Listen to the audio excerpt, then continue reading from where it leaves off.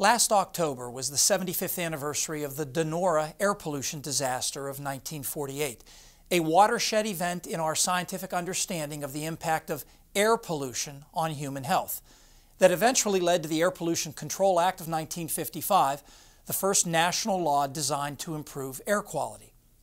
This week marks the 25th anniversary of a similar eureka moment for water pollution, specifically the effect of oil spills on the environment. On March 24, 1989, in Prince William Sound, Alaska, the tanker Exxon Valdez struck a reef, spilling 11 million gallons of crude oil into the water, about 20% of what the ship was carrying, roughly equal to the volume of 17 Olympic-sized swimming pools. 1,300 miles of shoreline were fouled with oil in the largest spill in U.S. waters until Deepwater Horizon in the Gulf of Mexico in 2010. Research since the Valdez accident has greatly improved our understanding of the long-term effects of oil spills. At the time, scientists expected major short-term environmental damage, but one of the early clues that the impact would last much longer came from fish, in particular herring, which were spawning at the time of the spill.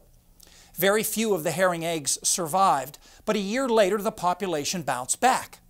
Now, at that time, standard practice after an oil spill was to monitor animal populations until they recovered, then assume the problem was solved. And that's what marine biologists did after the Exxon Valdez. But in subsequent years, herring populations crashed, and other sea life, such as otters and killer whales, did poorly also. Until the Valdez disaster, scientists believed that oil pretty much had to cover an animal or egg to hurt it. But research after the spill discovered more subtle impacts. For example, oil under rocks contaminated the clams that otters ate, shortening their lives and suppressing future populations. Pink salmon still weren't doing well years after the spill, the problem traced to minute but persistent doses of oil on their embryos.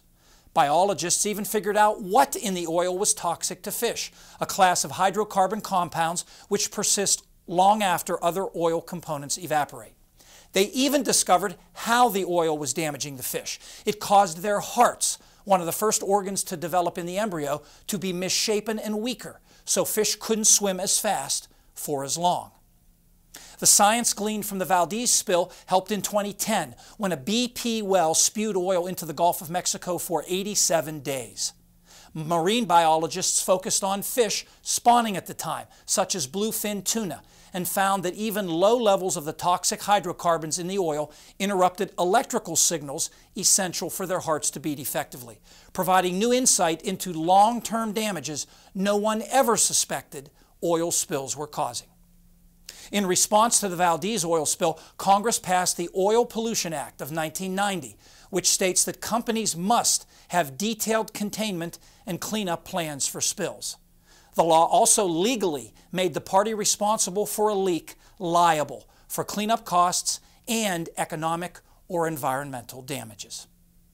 Paul Knight is back next with the extended forecast.